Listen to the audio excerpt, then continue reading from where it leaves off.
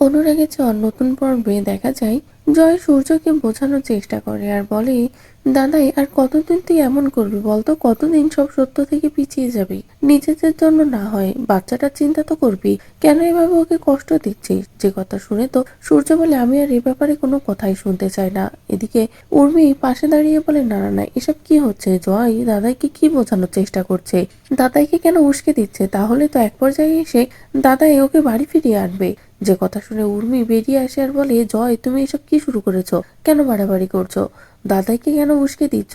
বলেই জয় ও উর্মির মধ্যে ঝগড়া বেঁধে যায়। উর্মি জয়ের উপরে চিৎকার করে, এদিকে জয় উর্মির উপরে চিৎকার করে। অন্যদিকে সূর্য রূপার কথা ভেবে কষ্ট পায়। এদিকে বাড়িতে রূপা সূর্যের কেবিন থেকে যে নেম প্লেটটা এনেছিল সেই নেম প্লেটটা বের করে এবং সেখানে দীপা আসলে রূপা নিজের মাকে বলে, আচ্ছা মা, আমার বাবার নাম কি ডক্টর সূর্য সেনগুপ্ত? তখনই দীপা বলে, তুই এই নামটা কোথা থেকে জানলি? তোকে কে বললো? তখনই রূপা বলে, ও মা, তুমিই তো বলেছিলে। কেন স্কুলে আমার ভর্তির সময় দিদিভাই জিজ্ঞাসা করেছিল, তুমি তো এই নামটাই বলেছিলে, বলো।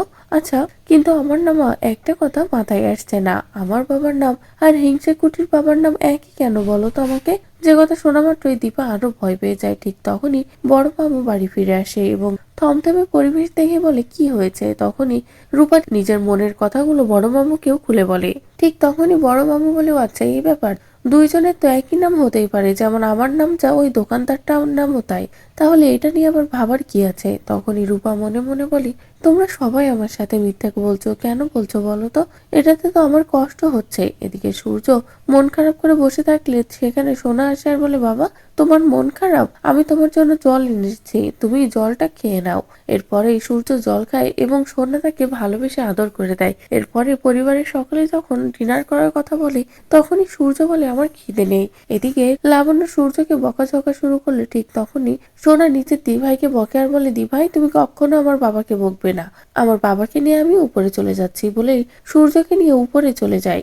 এদিকে দীপা রূপাকে খাওয়াতে গেলে রূপা বলে, আমার খিদে নেই মা। তারপরে বৌদি আসলে দীপা বলে, বৌদি আমার মনে হচ্ছে কিছু একটা হয়েছে, রূপা হয়তো সব সত্য জেনে গেছে, কারণ আমি তো আমার মেয়েকে চিনি, ও না অনেক বদলে গেছে।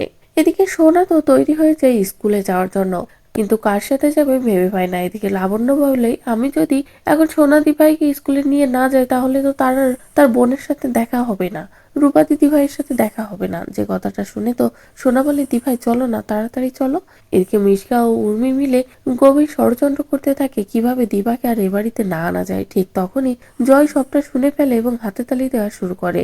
এরপরে উর্মির ব্যাগটা বের করে আর বলে, এক্ষুনি আমি তোমাকে ও বাড়িতে রেখে আসবো। তখন উর্মি বলে, জয় তুমি সব কি করছো? এদিকে মিশকা তো তাড়াহুড়ো করে ভয়ে পালিয়ে যায় আর ভয়ে পালাতে গিয়ে লাবণ্যর কাছে ধরা পড়ে। লাবণ্য মিশকাকে দেখে তো বুঝতে পারে সবটা। এদিকে হঠাৎই যখন জয় উর্মির লাগেজ নিয়ে নিচে নামিয়ে নিয়ে আসে এবং বলে, ওকে ও বাড়িতে কিছুদিনের জন্য রেখে আসি, তখনই লাবণ্যর কাছে সবটাই পরিষ্কার হয়ে যায়। লাবণ্য বলে, আচ্ছা বেশ, ওকে নিয়ে যাও। এদিকে উর্মি তো কিছুই করতে পারে না, হাজার চেষ্টা করেও জয়কে সামলাতে পারে না।